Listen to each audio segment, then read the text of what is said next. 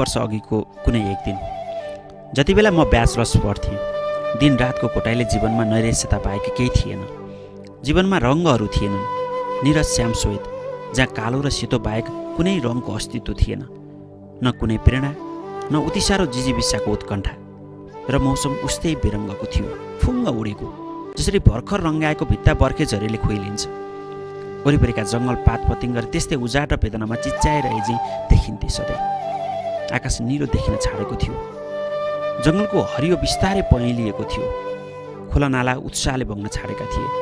सारा सृष्टिको रङ फागुन चैतको हुरीले उडाएर क्षितिज पारी कतै थुपारेको थियो। हो, त्यहाँ मात्र देखिन्थ्यो थोरै रङ।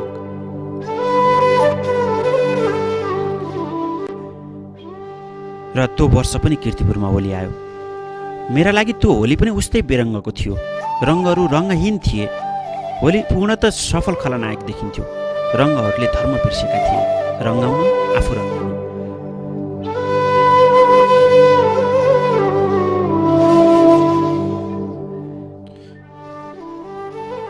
र त्यो वर्ष पनि कीर्तिपुरमा होली आयो। मेरा लागि त्यो होली पनि उस्तै बेरङ्गको थियो। रङहरू रङ्गहीन थिए। होली पूर्णतः सफल खलनायक देखिन्थ्यो।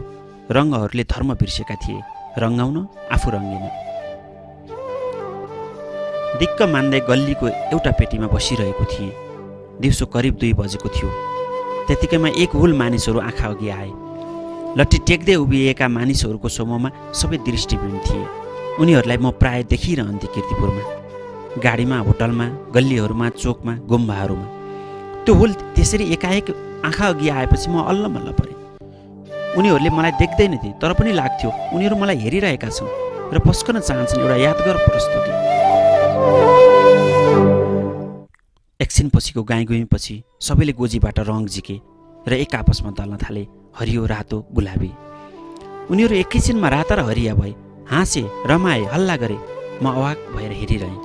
यो दृश्यलाई मेरा आँखाले पत्याएनन्। यो कसरी हुन सक्छ? कालो रङ र धमिलो दृश्य बाहेक केही देख्न नसक्नेहरू कसरी रङमा झुक्न सक्छन्?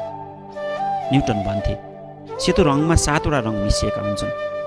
न्युटनले एउटा चर्खामा 7 वटा रङ राखेर घुमाउँदा सेतो रङ देखेका थिए। तर उनले देखेनन्, कालो रङमा हजारौँ लाखौँ रङ लुकेका हुन्छन्। त्यो हुल भेटेपछि मेरो फिक्का जीवनमा एकाएक रङ्गीन इन्द्रणी बर्सियो। जङ्गल पात पतिङ्गरमा फेरि पालुवा भरियो। खोला नाला उस्तै उत्साहले बग्न थाले।